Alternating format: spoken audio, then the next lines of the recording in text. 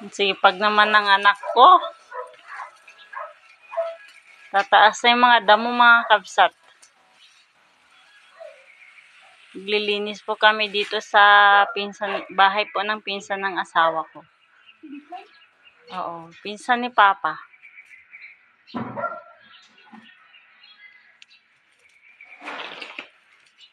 Tapos na sa loob, kaya dito naman sa labas, mga kabsat, yung mga tumubo na po ng mga damo. Bawal hawakan, no? Oh, ayan na. Bawal hawakan. Makati kasi yan eh.